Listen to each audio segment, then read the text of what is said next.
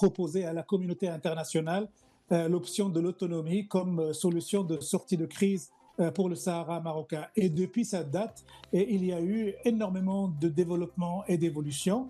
Et jusqu'à aujourd'hui, un certain nombre de pays importants sont en train de rejoindre, de soutenir le plan de l'autonomie, ce qui vaut à dire qu'ils reconnaissent la marocanité du Sahara.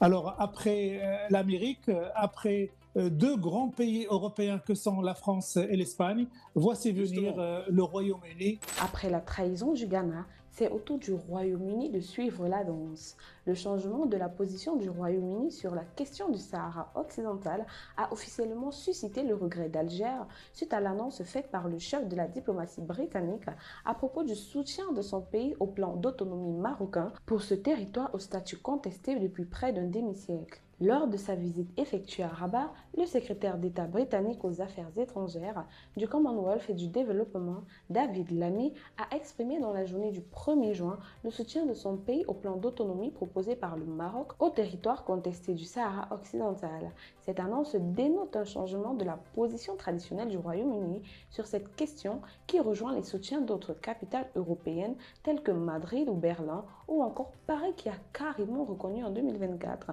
la souveraineté marocaine sur le Sahara occidental. L'Espagne, l'Allemagne et la France, le Royaume-Uni également, c'est un large soutien européen au plan marocain d'autonomie, dont deux membres du Conseil de sécurité, la France et le Royaume-Uni, qui ont le droit de veto. Quel rôle pourrait-il plutôt jouer également par rapport au soutien européen au processus onusien pour trouver une solution à ce conflit ?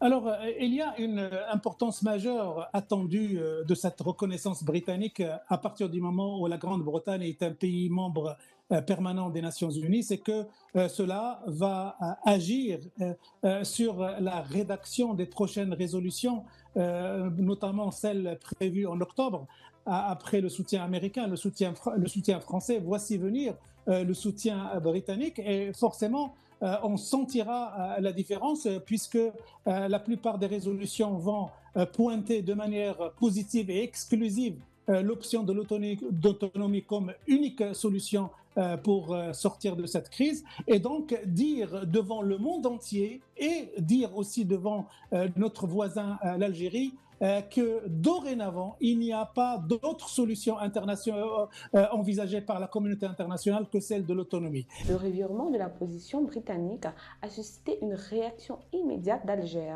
Le ministère algérien des Affaires étrangères a émis un communiqué dans la même journée dans lequel il déclare que l'Algérie regrette le choix fait par le Royaume-Uni d'apporter son soutien au plan d'autonomie marocain. En 18 ans d'existence, ce plan n'a jamais été soumis aux Sahraouis comme base de négociation, de même qu'il n'a jamais été pris au sérieux par les envoyés onusiens qui se sont succédés à ce poste. Le diplomate algérien a expliqué que le plan d'autonomie du Maroc n'a jamais eu pour vocation de servir de base de règlement politique à ce conflit. Ses visées ont toujours été d'occuper l'espace pour empêcher toute recherche d'un règlement sérieux, de permettre au Maroc de gagner du temps et d'accoutumer progressivement et graduellement la communauté internationale au fait accompli de l'occupation illégale du Sahara occidental. Il est à noter que le Sahara occidental est une ancienne colonie espagnole qui est aujourd'hui au cœur d'un conflit complexe entre le Maroc qui revendique sa souveraineté et le Front Polisario soutenu par l'Algérie.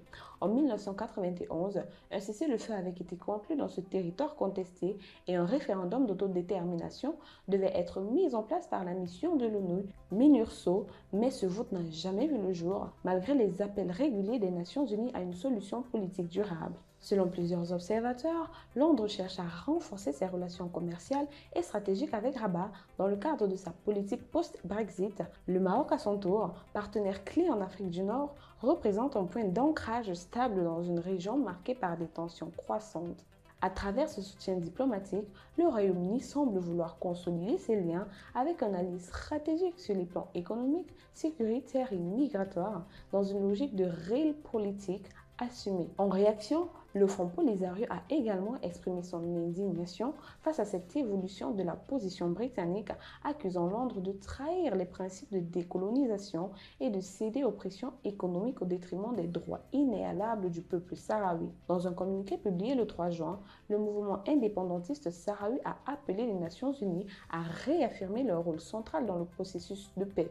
Ils ont également appelé à s'opposer fermement à toute tentative de légitimer l'occupation du Sahara occidental par le Maroc. Le Polisario redoute un effet de domino diplomatique susceptible d'isoler davantage sa cause sur la scène internationale. Enfin, cette annonce britannique intervient alors que le Conseil de sécurité de l'ONU s'apprête à renouveler le mandat de la MINURSO, la mission de paix déployée au Sahara occidental depuis 1991. Plusieurs membres du Conseil, dont la Russie et l'Afrique du Sud, continue de défendre fermement l'organisation d'un référendum d'autodétermination. Le soutien du Royaume-Uni au plan d'autonomie marocain risque donc de raviver des tensions au sein du Conseil en opposant les partisans d'un compromis politique aux défenseurs stricts du droit des peuples à disposer d'eux-mêmes. Le dossier du Sahara occidental, longtemps marginalisé, pourrait bien redevenir un champ de confrontation diplomatique majeure dans les mois à venir.